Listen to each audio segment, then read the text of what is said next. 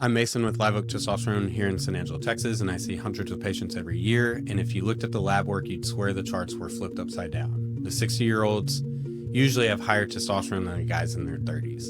In this video, I'm going to break down why that's happening, why men and women in their 20s and 30s are showing hormone levels we used to only see in retirement age adults, and what you can actually do about it. We'll walk through the biggest drivers behind the drop. Could be chemical exposure, stress, sleep, lifestyle, and even birth control, plus some realistic ways to protect your hormones and rebuild your energy naturally before you ever even need medication. Because right now, a lot of people in their prime are walking around exhausted, foggy, and disconnected, and they think that's just getting older. It's not. Something's changed in our environment, and we don't understand it. We'll all age faster than what we should. I want to talk about a phenomenon that I've noticed in my clinic and that I've discussed with other clinic owners, and they kind of have the same phenomenon going on as well. I started the clinic and I was men's health only, and I thought the guys that I was going to be seeing were going to be probably 50 to 65 with low testosterone. But these days, if I have 10 guys on my schedule aged 55 to 65 and 10 guys aged 30 to 45 on my schedule, I can almost guarantee you that the 10 older guys will have much higher average testosterone than the 30 to 40-year-old guys. Even guys in their 20s have documented low testosterone levels. And women are also in the same thing. It's not just young guys. Young guys are affected more because we're more sensitive to testosterone, but overall testosterone is declining in women as well. This used to be something we mainly saw in just older adults, but it is definitely not the case anymore. And I don't think there's a single clear explanation, but just a lot of small hits that are all compounding against us these days. So I want to kind of break this down, maybe what's driving this trend, what it looks like in both men and women, and why it matters for your overall health and performance. I've continued to see guys and gals in their 20s and early 30s with testosterone levels that look like they belong to someone 3 times their age. And they all have the classic symptoms: low drive, low motivation, poor recovery, brain fog, and the feeling of just being off. Women, this is also happening, and not only are they low, but they're almost undetectable. They are also struggling with low libido, low mood, fatigue, difficulty building or keeping their muscle. And so just kind of back to guys, open up a yearbook of seniors in the 2000s and compare them with the seniors of late 90s and early 80s. The guys in the 80s look like they're already on their 3rd and 4th careers, and they built log cabins in their spare time. So something bigger is definitely going on. I was going to share part of my own story because I was one of those younger guys. I found that my testosterone was low in my young 30s. I worked years in the emergency department, bouncing between day shifts, night shifts, and whenever I was growing up, I sprayed cactus and mesquites with poison as my summer job. And so got some chemical exposure in the background, so maybe that contributed to it. I don't know. Before starting testosterone, I tried to fix everything I could. I switched off of alternating days and nights. I lost 30 pounds.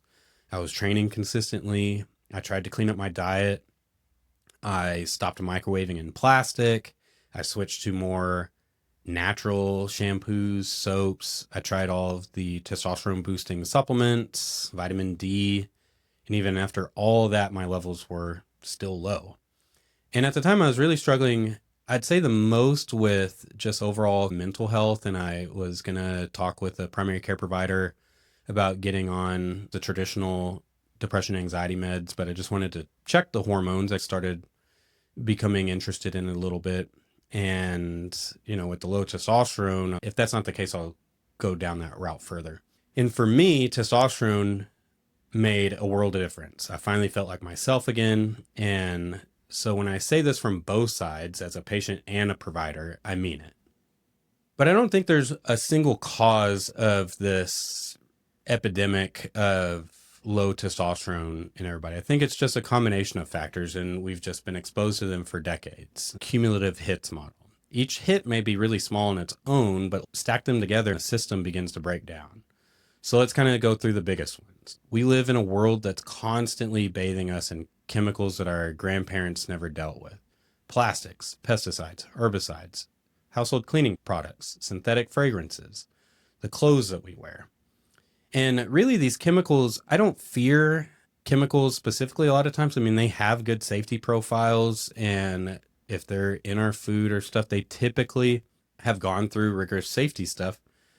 But I kind of think of polypharmacy at the same time. If somebody's on 30 different meds, we're not going to know the combination of meds of what they're all causing. And I think that's probably going on with the chemicals as well. If all of them are safe on their own, that's fine. But what if we're mixing 30 or 40 of them? I mean, do we know what's happening with that soup of mixture of chemicals? I don't know. Many of these are what we call endocrine disrupting chemicals, meaning they directly interfere with your hormones. Phthalates, BPAs, all are known to lower testosterone.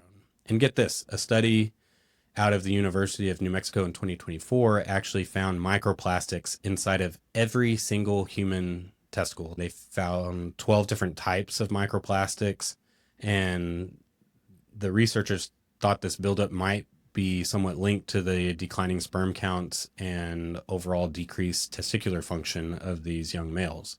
So when we talk about this may even trace back to being exposed in utero to our mothers in pregnancy. And there's data to suggest in utero exposure to endocrine disrupting chemicals can alter how our hormones develop later in life.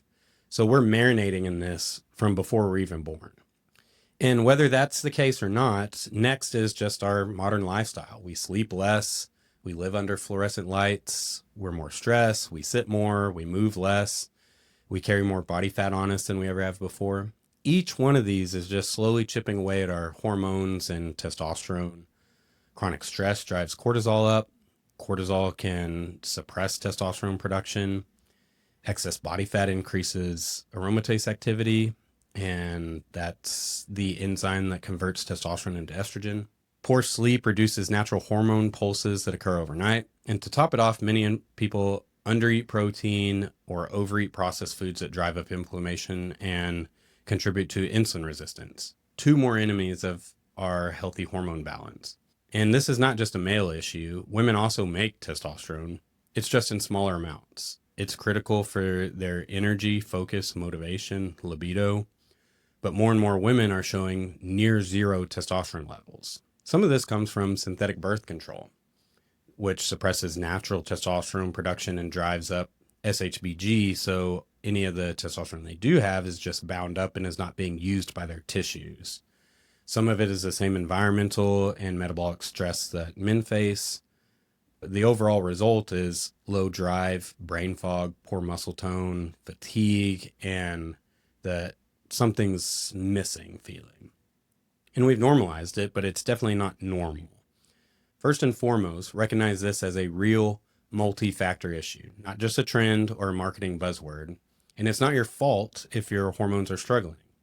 You're living in a world that stacks the odds against you. And that said, we can try and make better where we can. You can sleep better. You can train consistently resistance work. Try and manage your stress and blood sugar as best as possible. Eat whole, nutrient-dense food. Lose excess fat, not through crash dieting. And minimize chemical exposure where possible. That kind of looks like don't microwave in plastics, avoid scented detergents and air fresheners, choose filtered water, clean cookware. These things seem small, but they add up.